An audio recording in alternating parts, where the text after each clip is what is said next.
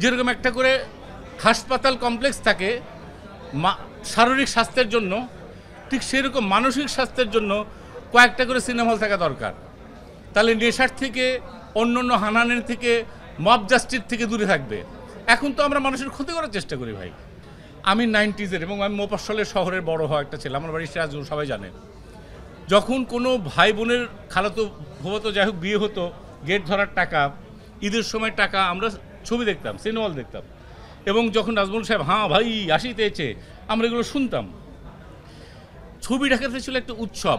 মা খালা, আগে দেখতাম মা খালা রিক্সার সামনে কাপড় বেঁধে যেত যেন লোকজন না দেখে, কিন্তু আমরা একটা ছবি দেখতাম।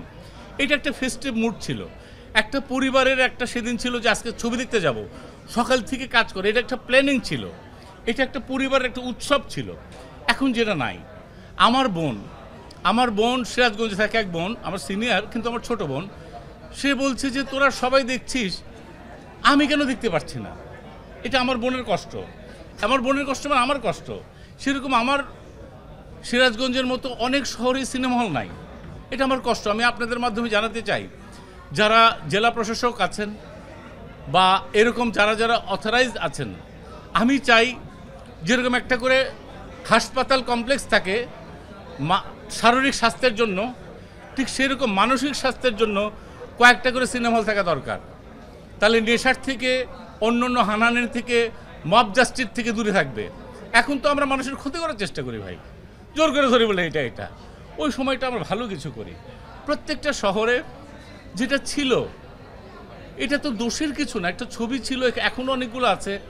এটার জন্য জেলা প্রশাসক থেকে শুরু করে সব কিছু দরকার। আমার এডুকেশনস দরকার, আমার হেলথ দরকার, আমার বিনোদনের জন্য একটা দুটো ছবিও দরকার, থিয়েটারের জন্য থিয়েটার হল দরকার। এটা সুস্থ পরিবেশ করে, সমাজটাকে সুস্থ বানায়, এটা দরকার। আপনাদের মাধ্যমে চাই এটা যেন হয়। এটা আমার ছেলে কালকে বলছিল কোইন্সিডেন্টলি যে বাবা তুমি মনে করো যে 1 to 25 or 25 to 50 তুমি কোনটা চুজ করবে, সেম জিনিস। তা আমি হঠাৎ করে দেখলাম যে আমার ছেলেটা কেন জিজ্ঞেস করছে, ওর বয়স হলো 20।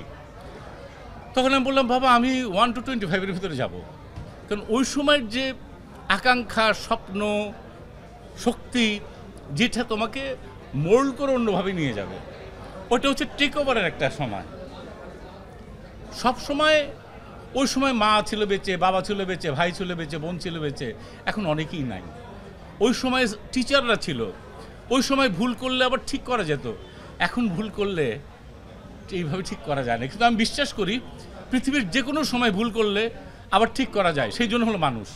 একমাত্র মানুষ কোনো সময় ভুল করে আবার ঠিক করতে পারে, অন্য কেউ পারে না। আল্লাহ পাক আশরাফুল মখলুকাত, আমরা আল্লাহ পাক এই সুযোগটা আমাদের দিয়েছেন।